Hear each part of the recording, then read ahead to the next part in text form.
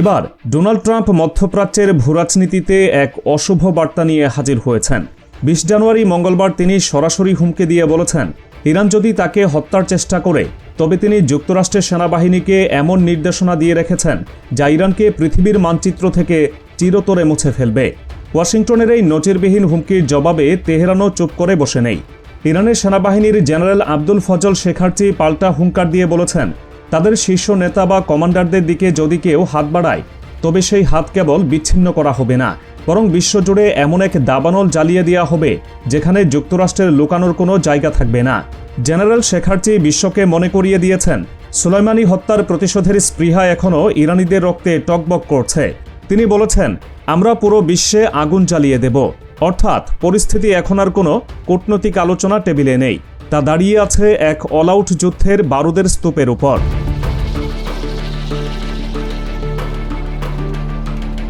এখন প্রশ্ন হলো, ট্রাম্পের এই নির্দেশ যদি বাস্তবায়িত হয়, অর্থাৎ যুক্তরাষ্ট্রের প্রবল বিমান হামলায় ইরানের কেন্দ্রীয় শাসন ব্যবস্থা যদি ধসে পড়ে, তবে কি সত্যিই ইসরায়েল বা আমেরিকা নিরাপদ হবে? ভূরাজনীতি বলছে একেবারেই না, বরং ইরানের পতন মধ্যপ্রাচ্যের জন্য এমন এক অভিশাপ হয়ে নামবে যার মাসুল গুনতে হবে আগামী ১০০ বছর। ইরান কোনো সাধারণ দেশ নয়, এটি মধ্যপ্রাচ্যের এমন এক ভৌগোলিক গিট যা খুলে গেলে পুরো অঞ্চলের মানচিত্র ছিন্ন ভিন্ন হয়ে যাবে। ইরান পার্সিক, আজেরি, কুর্দি, আরব এবং বেলুচ জাতিসত্তার এক জটিল সংমিশ্রণ। তেহরানের কেন্দ্রীয় শাসন দুর্বল হওয়া মাত্রই এই দেশটিতে লিবিয়া বা সিরিয়ার চেয়েও হাজার গুণ ভয়াবহ গৃহযুদ্ধ শুরু হবে। ইরান ভেঙে টুকরো টুকরো হয়ে যাওয়ার এই প্রক্রিয়াকে বিশেষজ্ঞরা বলছেন বলকানাইজেশন। আর এই ভাঙনের শব্দে কেঁপে উঠবে প্রতিবেশী তুরস্ক, পাকিস্তান এবং ইরাক। ইরানের কুর্দিস্তান অঞ্চল যদি আলাদা হয়ে যায় তবে তা তুরস্কের অখণ্ডতার বুকে সরাসরি আঘাত হানবে। তুরস্কের ভেতরে থাকা কুর্দি বিচ্ছিন্নতাবাদীরা তখন নতুন রাষ্ট্র গড়ার স্বপ্নে বিভোর হয়ে অস্ত্র হাতে তুলে নেবে, যা আঙ্কারার জন্য অস্তিত্বের সংকট। ঠিক একইভাবে ইরানের সিস্তান, বালুচিস্তান প্রদেশ যদি স্বাধীনতার ঘোষণা দেয় তবে সেই আগুনের আঁচ সরাসরি গিয়ে লাগবে পাকিস্তানের বালুচিস্তানে। ইসলামাবাদ তখন নিজের ঘর সামলাবে নাকি সীমান্ত রক্ষা করবে সেই দিশা খুঁজে পাবে না। অর্থাৎ ইরানকে ধ্বংস করা মানে নিজের মিত্র দেশগুলোকেও ধ্বংসের মুখে ঠেলে দেওয়া।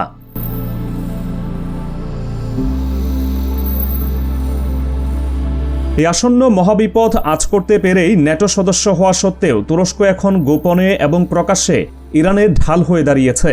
এর প্রমাণও পাওয়া গেছে। গত ৯ জানুয়ারি ইসরায়েল এবং যুক্তরাষ্ট্রের গোয়েন্দা সংস্থার ব্লুপ্রিন্ট অনুযায়ী সশস্ত্র কুর্দি গোষ্ঠী পিজেকে যখন ইরানি ভূখণ্ডে বড় ধরনের নাশকতার জন্য প্রবেশ করে তখন তুরস্ক নীরব থাকেনি। আঙ্কারা ভালো করেই জানে, আজ যদি ইরানে আগুন লাগে কাল সেই আগুনের ধোঁয়া ইস্তাম্বুল পর্যন্ত পৌঁছাবে। তুরস্কের গোয়েন্দা সংস্থা MIT বা মিথ ইরাক থেকে ইরান পর্যন্ত এই সশস্ত্র যোদ্ধাদের প্রতিটি পদক্ষেপ ট্র্যাক করে এবং বিস্ময়করভাবে তারা সেই অত্যন্ত গোপনীয় রিয়েল টাইম ইন্টেলিজেন্স সরাসরি ইরানের রেভলিউশনারি গার্ড বা IRGC এর হাতে তুলে দেয়। তুরস্কে দেওয়া এই নিখুঁত তথ্যের উপর ভিত্তি করেই IRGC ঝটিকা অভিযান চালায় এবং ইলাম প্রদেশ ও কেরমানশাহ সীমান্তে ইসরায়েলি প্রজেক্ট বাস্তবায়নকারী এই গোষ্ঠীকে পুরোপুরি নির্মূল করে দেয়। এটি কেবল একটি অভিযান ছিল না, এটি ছিল ওয়াশিংটন ও তেল আবিবের মুখে আঙ্কারার এক কষে চড়।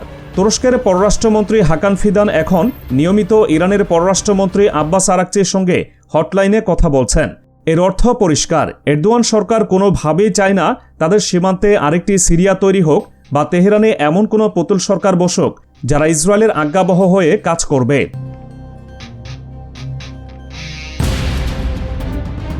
ইরানের পতনের ফলে যে সামরিক শূন্যতা তৈরি হবে তা ইসরায়েলের জন্য দুঃস্বপ্ন হয়ে দাঁড়াবে। বর্তমানে লেবাননের হিজবুল্লাহ, গাজার হামাস, ইয়েমেনের হুথি এবং ইরাকের হাসদ আল শাবি এই বিশাল সশস্ত্র নেটওয়ার্কের নাটায় রয়েছে তেহরানের হাতে। ইরান রাষ্ট্র হিসেবে টিকে আছে বলেই এদের উপর একটি কেন্দ্রীয় নিয়ন্ত্রণ বা চেইন অব কমান্ড বজায় রয়েছে। কিন্তু যুক্তরাষ্ট্রের হামলায় যদি ইরান রাষ্ট্র হিসেবে অকার্যকর হয়ে পড়ে তবে এই লক্ষ লক্ষ প্রশিক্ষিত যোদ্ধা, মিসাইল এবং ড্রোন অপারেটররা অভিভাবকহীন যোদ্ধায় পরিণত হবে। তখন আর তাদের থামানোর কেউ থাকবে না। হিজবুল্লাহ বা হুথিরা তখন ছোট ছোট গ্রুপে বিভক্ত হয়ে পুরো মধ্যপ্রাচ্য জুড়ে এক অনিয়ন্ত্রিত এবং বন্য গেরিলা যুদ্ধ শুরু করবে। মোসাদ বা CIA তখন কার সঙ্গে আলোচনা করবে, কার সঙ্গে যুদ্ধবিরতি করবে? একটি সংগঠিত রাষ্ট্রের সঙ্গে যুদ্ধ করা যায়, কিন্তু হাজার হাজার ক্ষুব্ধ, নিয়ন্ত্রণহীন এবং প্রতিশোধপরায়ণ ছোট ছোট গোষ্ঠীর সঙ্গে লড়াই করা অসম্ভব। ইসরায়েল হয়তো ভাবছে সাপের মাথা কেটে ফেললে শরীর মরে যাবে, কিন্তু বাস্তবতা হলো মাথা কাটা পড়লে এই শরীর হাজারো বিষাক্ত সাপে পরিণত হয়ে পুরো অঞ্চলকে ধ্বংস করতে শুরু করবে।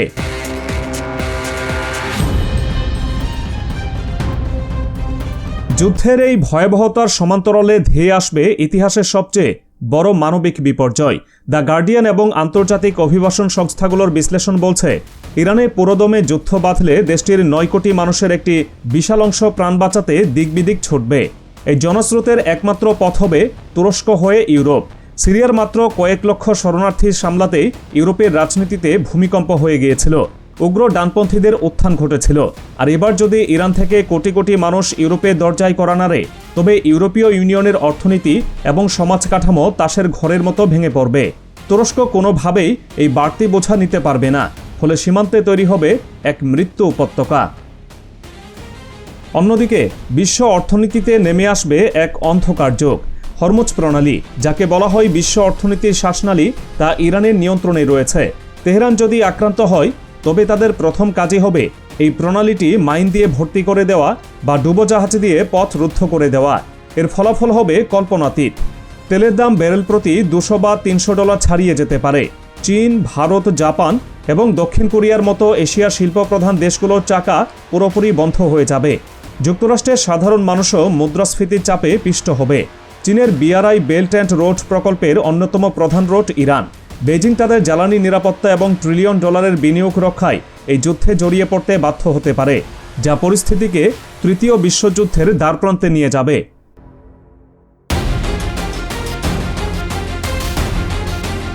সবচেয়ে আতঙ্কের বিষয় হল ইরানের পরমাণু কর্মসূচি। এটি কোনো একটি নির্দিষ্ট ভবনে সীমাবদ্ধ নয়। ইরানে পরমাণু প্রযুক্তি এবং এর সঙ্গে জড়িত হাজার হাজার বিজ্ঞানী ও প্রকৌশলী সারা দেশে ছড়িয়ে আছে। রাষ্ট্র ব্যবস্থা ভেঙে পড়লে এই অত্যন্ত সংবেদনশীল প্রযুক্তি তৈরির উপাদানগুলো কালোবাজারে চলে যাওয়ার শতভাগ ঝুঁকি রয়েছে। আইসের মতো নৃশংস জঙ্গি গোষ্ঠীগুলো, যারা ইরাক ও সিরিয়ায় পুনরায় মাথাচাড়া দেওয়ার চেষ্টা করছে, তারা যদি এই বিশৃঙ্খলার সুযোগে তেজস্ক্রিয় পদার্থের নাগাল পায়, তবে নিউ ইয়র্ক, লন্ডন বা প্যারিস কেউই নিরাপদ থাকবে না। ট্রাম্পের ইরানকে মানচিত্র থেকে মুছে ফেলার হুমকি শুনতে হয়তো তার সমর্থকদের কাছে বীরত্বপূর্ণ মনে হতে পারে, কিন্তু এর বাস্তবিক পরিণতি হবে এক নিয়ন্ত্রণহীন পারমাণবিক সন্ত্রাসবাদ। মধ্যপ্রাচ্যে ক্ষমতার ভারসাম্য বা ব্যালেন্স অফ পাওয়ার টিকিয়ে রাখার জন্য ইরানের অস্তিত্ব অপরিহার্য। সৌদি আরব এবং তুরস্কের মধ্যে যে ঐতিহাসিক রেষারেষি, তা এতদিন চাপা ছিল, কারণ তাদের উভয়েরই সাধারণ প্রতিপক্ষ ছিল ইরান। এখন যদি ইরান মাঠ থেকে সরে যায়, তবে সুন্নি বিশ্বের নেতৃত্ব নিয়ে রিয়াদ এবং আঙ্কারার মধ্যে নতুন করে স্নায়ুযুদ্ধ শুরু হবে। সৌদি আরব ভালো করেই জানে ইরানবিহীন মধ্যপ্রাচ্যে তুরস্কের প্রভাব হচ্ছে একচ্ছত্র, যা তারা মেনে নেবে না। এ কারণেই সাম্প্রতিক সময়ে আমরা দেখছি সৌদি যুবরাজ এবং ইরানি নেতৃত্বের মধ্যে সম্পর্ক স্বাভাবিক করার তোড়জোড়। কারণ রিয়াদ বুঝতে পারছে প্রতিবেশীর ঘরে আগুন লাগিয়ে নিজের রাজপ্রাসাদ রক্ষা করা সম্ভব নয়।